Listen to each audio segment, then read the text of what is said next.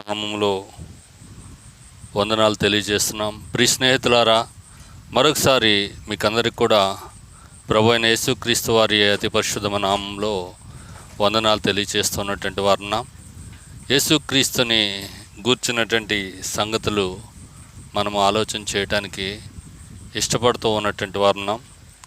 Bible గ్రంథం మనకు లేక ఈ యొక్క ప్రపంచానికి ఒక దిక్చూచిగా ఉన్నట్లుగా మనం చూస్తూ ఉన్నటువంటి వారున్నాం. ఎందుకంటే ప్రభు అయినటువంటి యేసుక్రీస్తు వారు చెప్పినారు, యోహాను సువార్త 14:6 నేనే మార్గము సత్యము జీవమునై ఉన్నానని ఆయన స్పష్టంగా తెలియజేసినటువంటి వారు ఉన్నారు. కనుక ఈ ప్రపంచానికి మార్గము సత్యము జీవమై అన్నటువంటి ప్రభువును గూర్చి తెలుసుకోవటం మనకెంతైనా ఆశీర్వాదకరం. ఈరోజున ప్రత్యేకంగా యేసు ప్రభువారు 2020 సంవత్సరాల క్రితం జీవించినటువంటి కాలంలో మాట్లాడిన మాటలు మీ ముందుకు తీసుకురావడానికి ఇష్టపడుతూ ఉన్నటువంటి వారున్నాం. మార్కు సువార్త 16:15 సర్వలోకమునకు వెళ్ళి సర్వసృష్టికి సువార్తను ప్రకటించుడని యేసు ప్రభువారు ఒక మహా ఆజ్ఞను తన శిష్యులైనటువంటి వారికి ఆయన ఇవ్వటం మనం చూస్తూ ఉన్నటువంటి వారున్నాం.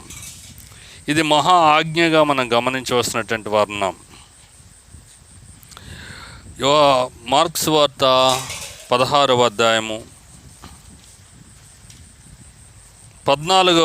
నుండి ఆలోచన చేసినట్లయితే, పిమ్మట 11 మంది శిష్యులు భోజనంను కూర్చున్నప్పుడు ఆయన వారికి ప్రత్యక్షమై తను లేచిన తరువాత తను చూచిన వారి మాట నమ్మనందున వారి అపనమ్మిక నిమిత్తమును హృదయ కాఠిన్యం నిమిత్తమును వారిని గద్దించెను. శిష్యుల్లో ఏమున్నది అంటే అపనమ్మిక అనేది ఉంది. సహజంగా కొన్ని ప్రత్యేకమైనటువంటి విషయాలు మనం అర్థం చేసుకోవటంలో అయితే దేవాది దేవుడు అన్ని విషయాల్లో కూడా మనకి సహాయం చేయటానికి ఆయన సంసిద్ధంగా ఉంటారు. అందుకని తన శిష్యులతో మాట్లాడుతూ వాళ్ళకి ఎలాగున్నదంటే అపనమ్మిక ఏముంది, అపనమ్మిక అంటే నమ్మకం లేనటువంటి జీవితం. రెండవదిగా గమనించినట్లయితే హృదయ కాఠిన్యము అంటే హృదయము ఎలాగున్నదంటే వాళ్ళకి చాలా కఠినంగా ఉన్నటువంటి వారు ఉన్నారు. కనుక ఇలాంటి స్థితులు ఈ రోజుల్లో కూడా మనం చూస్తూ ఉంటాం.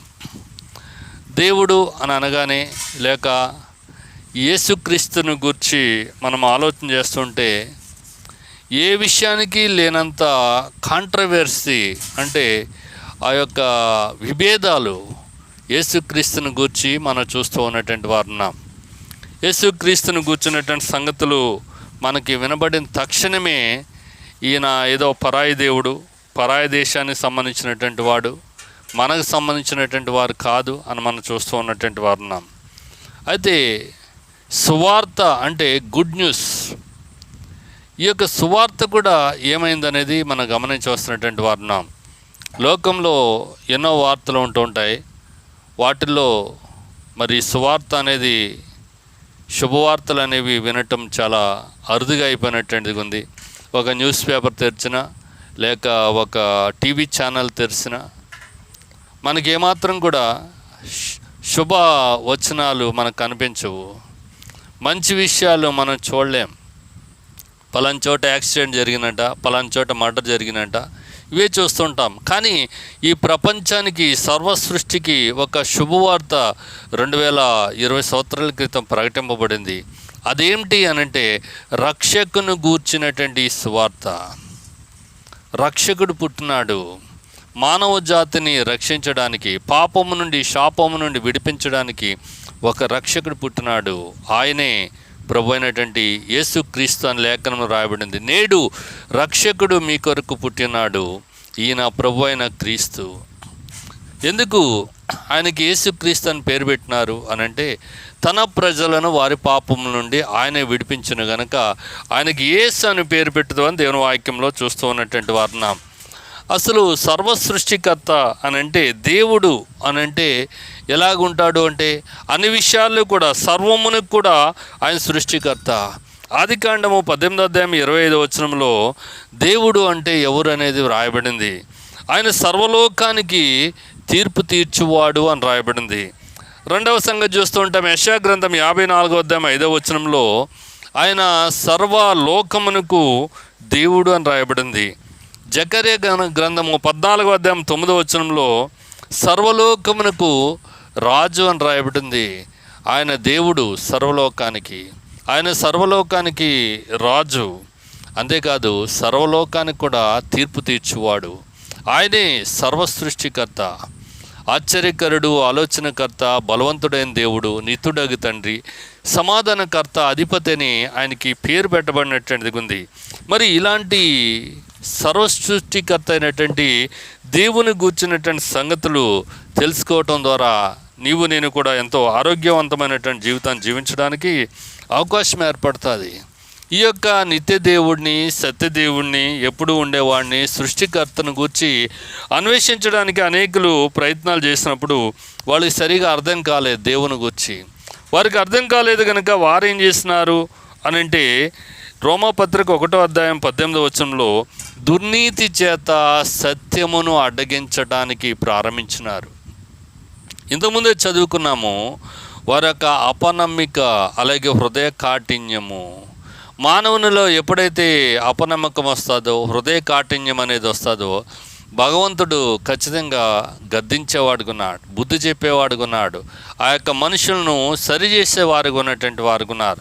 అలాగని ఇక్కడ మనం చదువుకున్న భాగంలో మనుషులు ఏం చేస్తున్నారంటే వారిలో ఉన్నటువంటి దుర్నీతి చేత సత్యాన్ని అడ్డగిస్తున్నారు. అంటే ఏది సత్యమో అది సత్యం కాదని అడ్డగిస్తున్నారని రాయబడింది. అంతేకాదు వారిలో ఉన్నదేంటి, దుర్నీతి మాత్రమే కాదు, సమస్త భక్తిహీనత ఉన్నదని చూస్తున్నటువంటి వారున్నాం. దేవుడు అంటే భయము భక్తి లేనటువంటి జనాంగంగా మనం చూస్తూ ఉన్నటువంటి వారున్నాం. దేవుడు దేవుడు దేవుడు అంటారు కదా, దేవుని చూపించండి అంటే దేవుడు ప్రత్యేకంగా మాట్లాడుతున్నాడు. ఎందుకంటే మానవ జాతి అంతటి కూడా దేవుని గూర్చి తెలియసఖ్యమైంది ఏదో వారికి దేవుడు విశదపరిచినటువంటి వాడుకున్నాడు. దేవుడు అంటే ఎలాగుంటాడు, దేవుని యొక్క లక్షణాలు ఏంటి అని అంటే మన పూర్వీకులు వీటన్నిటిని కూడా చర్చించి మనకు విషయాలు తెలియజేస్తున్నాడు. దేవుడు అంటే అగ్ని లాంటి వాడు, అంటే అగ్ని ఎలాగైతే సమస్తాన్ని శుద్ధి చేస్తుందో, క్లీన్ చేస్తుందో అలాగా పరిశుద్ధపరిచేవాడు అని మనకు అర్థమయ్యే భాషలో ఈ యొక్క సృష్టిలో ఉన్నటువంటి సంగతుల్ని ఆధారం చేసుకుని మనతో మాట్లాడుతున్నారు. దేవుడు అంటే వాయువు లాంటి వాడు, అంటే జీవాన్ని ఇస్తాడు. వాయువు ఏం చేస్తుంది, మనకి జీవాన్ని కలగజేస్తుంది, ఊపిరి కలగజేస్తుంది కనుక ఆయన అలాంటి వాడు. దేవుడు అంటే వర్షము లాంటి వాడు, మనం చక్కగా చల్లగా చూసేవాడు. దేవుడు అంటే సూర్యుడు లాంటి వాడు, అంటే సూర్యుడు ఎలాగైతే వెలిగిస్తున్నాడు అలాగ మన జీవితానికి దేవుడు వెలుగు నింపేవాడు అంటూ ఈ సృష్టిలో ఉన్నటువంటి సంగతులన్నిటిని ఆధారం చేసుకుని మనకి తెలియజేస్తున్నట్లుగా మనం చూస్తూ ఉన్నటువంటి వారున్నాం. అందుకని బైబిల్ గ్రంథం కూడా స్పష్టంగా మాట్లాడుతుంది. ఏంటి, రోమాపత్రిక 1:20 దేవుడు అంటే అదృశ్యుడు, ఆయన కనిపించడు. మరి ఆయన లక్షణాలు కూడా కనిపించవు. ఏంటి దేవుని యొక్క అదృశ్య లక్షణాలు ఏంటి అని అంటే నిత్యశక్తి. దేవునికి ఏముంటుందంట, నిత్యశక్తి. రెండవది గమనించినట్లయితే దేవత్వము. ఈ రెండు కూడా దేవుని యొక్క లక్షణాలు. ఇవి మనకు తెలియాలంటే జగదుత్పత్తి మొదలుకుని సృష్టింపబడినటువంటి వస్తువులను ఏం చేయాలండి, మనము ఆలోచన చేయటం వల్ల ఇవన్నీ కూడా మనకి తేటపరచబడుతూ ఉంటాయి. దేవుడు అంటే ఏంటి, దేవుని లక్షణాలు ఏంటి, దేవుని యొక్క శక్తి ఏంటి, దేవుని యొక్క ప్రేమ ఏంటి అనేది మనకి తెలియజేయబడుతూ ఉంటుంది. అంతేగాని దేవుడు అంటే ఒక పదార్థానికి మనం దేవుని పరిమిసినటువంటి వారు ఉన్నాం. దేవుడు అంటే పదార్థం అనుకుంటున్నాం. ఒక రాయో ఒక రప్పో లేక ఏదో అనుకుని మనము ఊహించుకుంటూ ఉన్నటువంటి వారు ఉన్నాం. అయితే దేవుని యొక్క వాక్యము ఎంత మాత్రం కూడా ఒప్పుకుంటలేదు. దేవుడు ఆత్మయ్య ఉన్నాడు. దేవుడు ఏమైనాడు అంటండి, ఆత్మయ్య అన్నటువంటి వాడుకున్నాడు. దేవుడు ఆత్మ గనుక ఆయన ఆరాధించేవారు ఆత్మతోనూ సత్యముతోనూ ఆరాధించాలని దైవ వాక్యము స్పష్టంగా మాట్లాడుతూ ఉన్నటువంటిది ఉంది. కనుక ఈ దేవుని గూర్చి నువ్వు తెలుసుకోగలిగినట్లయితే, ఈ దేవుని గురించి నువ్వు ఆలోచన చేయగలిగినట్లయితే నీకు నీ యొక్క హృదయము విశాలపరచబడుతుంది, నీకు జీవితము మార్చబడుతుంది, పరిస్థితులు చక్కబరచబడుతూ ఉంటాయి. అందుకని గుడ్ న్యూస్ అంటూ ఉంటాం. సువార్త అంటే ఏంటి? మానవ జీవితానికి ఒక శుభాన్ని తీసుకొచ్చే వార్త. మానవ జీవితంలో ఉన్నటువంటి కష్టకరమైన పరిస్థితుల నుంచి విడిపించేదే సువార్త. మనకి బాగా పరిచయమైనటువంటి శ్లోకం మనకు తెలుసు. అసతోమ సద్గమయ తమసోమ జ్యోతిర్గమయ మృత్యోర్మ అమృతంగమయ ఓం శాంతి శాంతి శాంతి అని మనకు తెలుసు. ఈ యొక్క శ్లోకము మనం చూస్తూ ఉన్నటువంటి వారున్నాం. ఉపనిషత్తుల్లో ఈ శ్లోకాన్ని మనం చదువుతూ ఉంటాం. అంటే దీని అర్థం ఏంటి? అసత్యములో ఉన్నాము, మమ్మల్ని సత్యములోనికి నడిపించు దేవుడా. రెండవది మనం చూస్తుంటాం, చీకటిలో ఉన్నాము, మమ్మల్ని వెలుగులోనికి నడిపించు. మూడవది చూస్తూ ఉంటాం, మరణములో ఉన్నాము, అమృతంలోనికంటే మరణము లేనటువంటి జీవములోనికి మమ్మను నడిపించు అంటూ మనం ప్రార్థన చేస్తున్నాం. హిందూ పురాణాల్లో ఈ మాటలన్నీ మనం చూస్తూ ఉన్నటువంటి వారున్నాం. కానీ సమస్య ఏమిటి అనంటే, పరిష్కారం అనేది మనకి దొరకకుండా పోయినటువంటిది ఉంది. మానవుణ్ణి అసత్యంలోంచి సత్యంలోనికి, చీకటిలోంచి వెలుగులోనికి, నరకంలోంచి జీవములోనికి నడిపించగలిగినటువంటి వారు ఎవరైనా ఉన్నారంటే మనకెవరు కూడా అలాంటి హామీ ఇచ్చినటువంటి వారు ఎవరు లేరు. నిన్ను అసత్యంలోంచి సత్యవంతుడిగా చేస్తాను, చీకటిలోంచి వెలుగులోనికి నేను నడిపిస్తాను, నరకంలోంచి నేను జీవంలో నడిపిస్తానని చెప్పినటువంటి వారు ఎవరైనా ఈ లోకంలో ఉన్నారంటే ఆయనే ప్రభు అయినటువంటి యేసుక్రీస్తు వారు.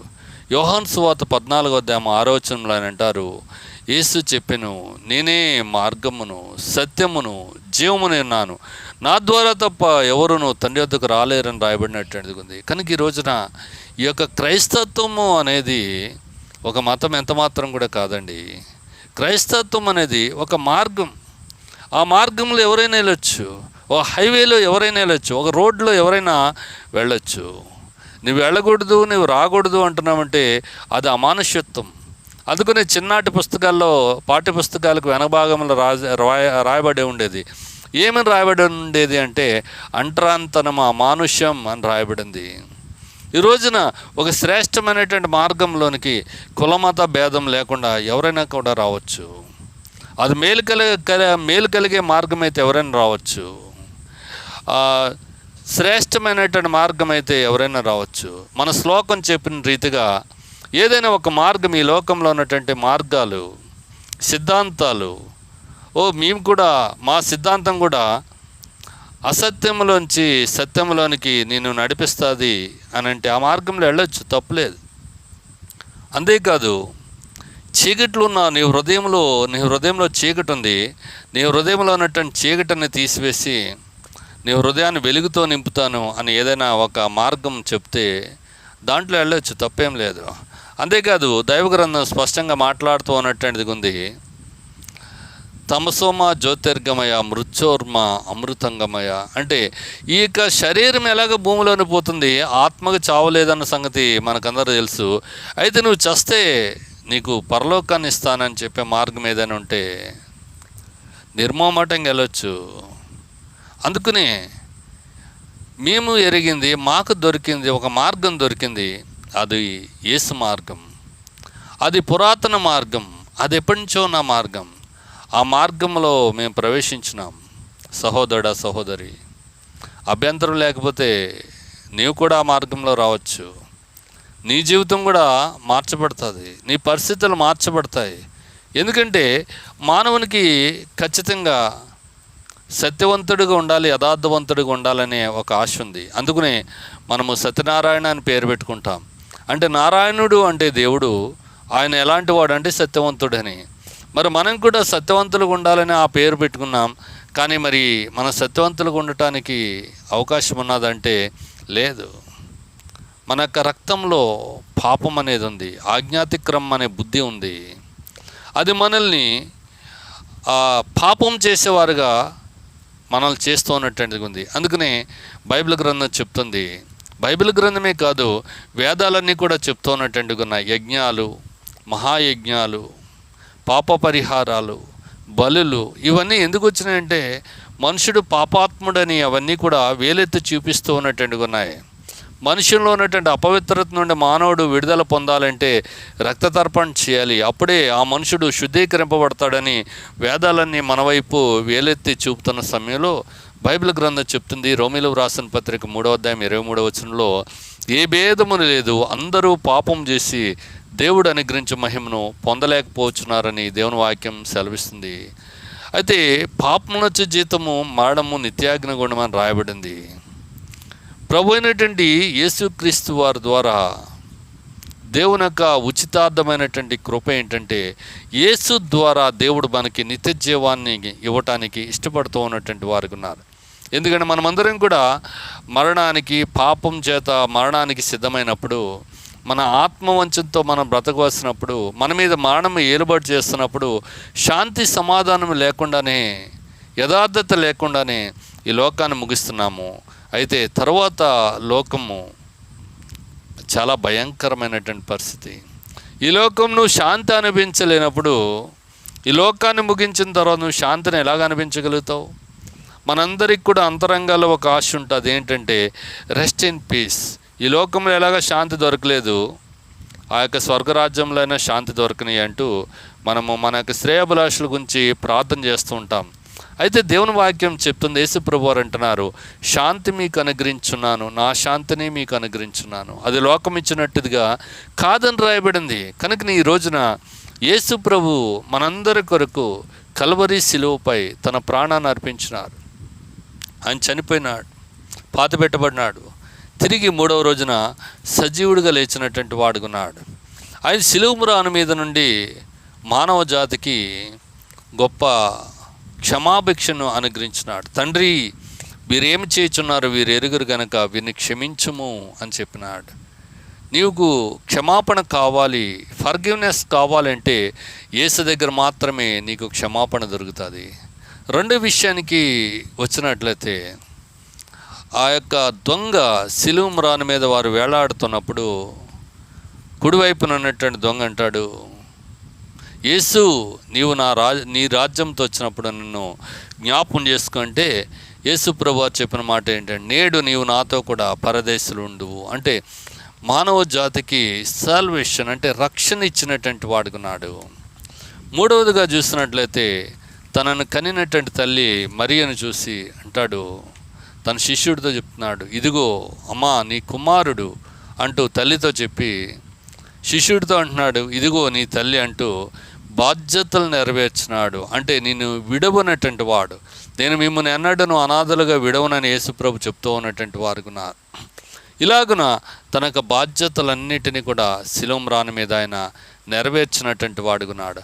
4వదిగా మనం చూసినట్లయితే, ఏలి ఏలి లామా సబక్తాని, నా దేవా నా దేవా నన్నేలా చేయి విడిచితివి అంటూ ఆర్తనాదం చేస్తూ ఉన్నటువంటి వారుకున్నారు. 5వదిగా చూసినట్టయితే, లేఖనం నెరవేరినట్లు నేను దప్పిగొంచున్నాను. మానవ జాతి యొక్క దప్పికను తీర్చడానికి ఆయన దప్పిగొన్నట్లుగా చూస్తున్నాము. 6వదిగా చూసినట్లయితే, సమాప్తమైందని కేక వేసి ప్రాణం విడిచినాడు. 7వదిగా మనం గమనించినట్లయితే తన ఆత్మను తండ్రికి అప్పగించుకున్నట్టుగా చూస్తూ ఉన్నటువంటి వారున్నాం. రీయూనియన్ చేయబడినాడు. సహోదరుడా సహోదరి, ఆయన నీ పాపము నిమిత్తము, నా పాపము నిమిత్తం, మనందరి పాపము నిమిత్తము శిలువ మ్రానుపై తన ప్రాణాన్ని అర్పించినటువంటి వారున్నారు. ఆయన దగ్గర నీకు క్షమాపణ దొరుకుతుంది, ఆయన దగ్గర నీ పాపములకు పరిహారం దొరుకుతుంది, ఆయన దగ్గర శాంతి సమాధానం దొరుకుతుంది, నీ జీవితం మార్చబడుతుంది, పాపం మీద నీకు శక్తి వస్తుంది, పాపంపై నీకు విజయం వస్తుంది, నువ్వు పరిశుద్ధుడుగా జీవించగలుగుతావు, పరిశుద్ధురాలుగా జీవించగలుగుతావు. దేవుని వాక్యం సెలవిస్తుంది, యేసుక్రీస్తు వారి యొక్క రక్తము పాపముల నుండి, సమస్త పాపముల నుండి, సమస్త దుర్నీతి నుండి నేను విడిపించి పవిత్రునిగా చేయనని దేవుని వాక్యంలో రాయబడినటువంటిది. ఈరోజు నువ్వు పరిశుద్ధుడిగా చేయబడాలంటే యేసే మార్గమై ఉన్నటువంటి వారు ఉన్నారు. నీ జీవితంలో ఈ యొక్క క్రైస్తత్వాన్ని ఒక జాతికి, ఒక భాషకు పరిమితమైంది కాదన్న సంగతి నువ్వు స్పష్టంగా తెలుసుకోవాల్సినటువంటి వారు ఉన్నాం. అంతేకాదు కుల, మత, వర్గ వివక్షత లేకుండా అందరూ కూడా క్రీస్తును అంగీకరించి క్రైస్తవులుగా మారటాన్ని చూస్తూ ఉంటే, క్రైస్తత్వం అనేది కుల, మత, వర్గ ప్రాంతాల సంబంధం లేదన్న విషయం కూడా మనకి స్పష్టంగా తెలియజేయబడుతూ ఉన్నటువంటిది ఉంది. ఇదేదో మనమంతా అనుకున్నట్టుగా ఇదేదో ఒక మతం కాదు. క్రైస్తవ మతం అనే పేరు బైబిల్లో అసలు లేదు. బైబిల్ గ్రంథము నిర్వహిస్తున్నటువంటి నిర్వచనం ఏంటి అని అంటే, క్రైస్తత్వం అనేది ఒక మార్గం, నేను పరలోకానికి నడిపించే మార్గం. ఈ లోకంలో నీవు కోరినట్టుగా, శ్లోకం చెప్పినట్టుగా సత్యవంతుడుగా జీవించడానికి సహాయం చేసే ఒక మార్గం. నీవు కోరినట్టుగా వెలుగు జీవితాన్ని అనుభవించడానికి సహాయం చేసే ఒక మార్గమై ఉన్నటువంటిది ఉంది. యేసు ప్రభువు వారు అన్నారు, నేను లోకమునకు వెలుగై ఉన్నానని చెప్పినారు. నేను నిజమైనటువంటి వెలుగును అని యేసు ప్రభు చెప్పినటువంటి వారు ఉన్నారు. మూడవదిగా మనం గమనించినట్లయితే మృత్యోర్మా అమృతంగమయ. యేసు ప్రభు వారు అంటున్నారు, నా యందు విశ్వాసం ఉంచువాడు చనిపోయినను బ్రతుకును, బ్రతికి నా యందు విశ్వాసం ఉంచువాడు ఎన్నడనూ చనిపోడని లేఖనం సెలవిస్తూ ఉన్నటువంటిది ఉంది. ఆయన ఈ లోకంలో ఏ నేరము లేనటువంటి ఆయన, ఏ పాపము లేనటువంటి ఆయన, నిర్దోషి అయినటువంటి ఆయన, దేవుని కుమారుడైనటువంటి ఆయన, సర్వసృష్టికర్త అయినటువంటి ఆయన, సర్వసృష్టికి రాజు అయినటువంటి యేసు ప్రభువు నరావతారిగా ఈ లోకంలో జన్మించి, కన్యక గర్భంలో జన్మించి, దాసుని స్వరూపమును ధరించుకుని మరణం పొందినంతగా, అంటే శిలువ మరణం పొందినంతగా తన్ను తాను తగ్గించుకున్నటువంటి వాడై రిక్తునిగా చేసుకున్నాడని లేఖనం సెలవిస్తూ ఉన్నటువంటిది ఉంది. ఆయన శిలువ మ్రాణమే చనిపోయినారు, పాతిపెట్టబడినారు. మూడవ రోజున ఆయన సజీవుడిగా లేచినటువంటి వాడుకున్నాడు. అందరూ చూస్తుండగా ఆరోహణమైనటువంటి వాడుకున్నారు. సహోదరుడా, సహోదరి, ఈ సంగతులన్నీ కూడా జరిగిపోయి సుమారు 2020 సంవత్సరాలు అయిపోయింది. నేటికి కూడా ఆయన సజీవుడుగా మనందరితో మాట్లాడుతున్నాడు, మన మధ్య ఉన్నటువంటి వాడుకున్నాడు. ఆ యొక్క క్రీస్తు శకంలో మనం బ్రతుకుతూ ఉన్నటువంటి వారు ఉన్నాం. క్రీస్తు ఇచ్చే ఆశీర్వాదాలని నీవు పొందుకోవాలని, ఈ లోకంలో సుఖశాంతితో నీవు జీవించాలని, ఈ లోకంలో నీవు మనశ్శాంతితో ఉండాలని దేవుణ్ణి మనసారా మేము కోరుతూ ఉన్నటువంటి వారు ఉన్నాం. అంతేకాదు పాపం వచ్చే జీతం మరణమని ముందుగా చెప్పుకున్న రీతిగా నీకు ఎన్నో సమస్యలు, ఇరుకులు, ఇబ్బందులు వచ్చినప్పుడు నీకు చటుక్కని జ్ఞాపకం వచ్చే ఒక ఐడియా ఏంటి అంటే, మనకి మొబైల్ ఫోన్లో ఉన్నటువంటి ఐడియా కంపెనీ చెప్పేది ఏంటంటే, ఐడియా జీవితాన్ని మార్చివేస్తుంది అంటాం, కానీ మన నిజ జీవితంలో మనకొచ్చే ఐడియా మన జీవితాన్ని ఖచ్చితంగా నాశనం చేస్తూ ఉంటుంది. ఆ ఐడియా ద్వారా ఏం చేస్తూ ఉంటే సూసైడ్కి వెళ్ళిపోతూ ఉంటావు. ఐడియా ద్వారా ఆత్మహత్య చేసుకోవాలనుకుంటావు. ఐడియా ద్వారా ఎవరినో చంపాలనుకుంటావు, ఎవరినో పొడవాలనుకుంటావు, ఎవరినో మోసం చేయాలనుకుంటావు, ఏదో సాధించాలనుకుంటావు. చివరికి నీ జీవితాన్ని నీవే హాని చేసుకుంటూ ఉంటావు. బైబిల్ గ్రంథంలో ఒక జైలర్కు ఒక ఐడియా వచ్చింది.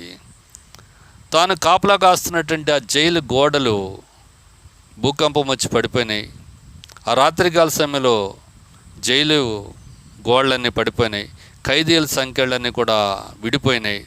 ఖైదీలందరూ కూడా పారిపోయారు అనుకుని ఖడ్గం తీసుకుని తను చంపుకొని పోతున్నప్పుడు ఆ చీకటిలోంచి ఒక స్వరం వచ్చింది. ఆ జైల్లో బంధింపబడినటువంటి భక్తులు పౌలు, శీల అనేవాళ్ళు అంటున్నారు, నీకు నీవు ఏ హానియూ చేసుకునవద్దు, నీవు ఆత్మహత్య చేసుకోవడం ద్వారా ఏ ఫలితం లేదు, నీ భార్య పిల్లలు అనాథలైపోతారు, మేమందరం కూడా ఇక్కడే ఉన్నామని ఆ చీకటిలోంచి ఆ స్వరాన్ని బిగ్గరగా అరిచినప్పుడు ఆ జైలర్ తన జీవితాన్ని మార్చుకుంటాడు.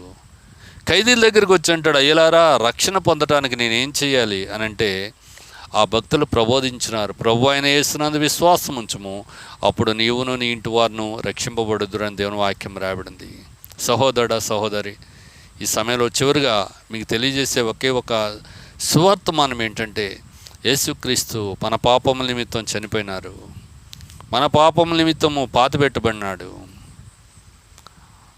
అదే ప్రకారం లేఖనం ప్రకారం 3వ రోజున ఆయన తిరిగి సజీవుడిగా లేచినటువంటి వాడుకున్నాడు. ఆయనందు నీ విశ్వాసం ఉంచినట్లయితే, ఆయనందు నమ్మిక ఉంచినట్లయితే, ఆయన్ని వెంబడించినట్లయితే నీ జీవితంలో మన యొక్క వేదాలు, శ్లోకాలు, ఆ యొక్క ఉపనిషత్తులు చెప్తున్నటువంటి ఆ శ్లోకం యొక్క పరమార్థం నీ జీవితంలో నెరవేర్చబడుతుంది. నువ్వు సంతోషించగలుగుతావు. దానికి నీ కులాన్ని మార్చుకోకర్లే, నీ యొక్క పేరు మార్చుకోకర్లే, నీ యొక్క రంగును మార్చుకోవాల్సిన అవసరం లేదు. నీ హృదయం మారిపోద్ది, నీ సంగతులు మారిపోతాయి. కాబట్టి సహోదరుడా, ఈ సువార్తను నువ్వు అంగీకరించు. ఇంకా అధికంగా నువ్వు తెలుసుకొని కోరినట్లయితే నీకు బయట మార్కెట్లో బైబిల్ ప్రతులు అందుబాటులో ఉంటాయి. నీ దగ్గరలో ఉన్నటువంటి ఏదైనా దేవాలయం దగ్గరికి, క్రీస్తు దేవాలయం దగ్గరికి మీరు వెళ్ళినట్లయితే మీకు ఇంకా ఎక్కువ సమాచారం తెలియజేయబడుతుంది. మరి దేవుడిచ్చే ఇంత గొప్ప రక్షణను నిర్లక్ష్యం చేయొద్దు. నిర్లక్ష్యం చేస్తే నీవు ఈ యొక్క పాపం ద్వారా వచ్చే ఆ ఇరుకు ఇబ్బందుల నుంచి నువ్వు తప్పించుకోలేవు. ఈరోజు నువ్వు రక్షింపబడి మేలు పొందినట్లు, గొప్ప సమాధానంతో జీవించినట్లు ప్రభు అయినటువంటి యేసుక్రీస్తు వారు మీకు సహాయం చేసి నడిపించును గాక. దేవుడు మిమ్మల్ని దీవించును గాక. మీకు అందరికి కూడా వందనాలు.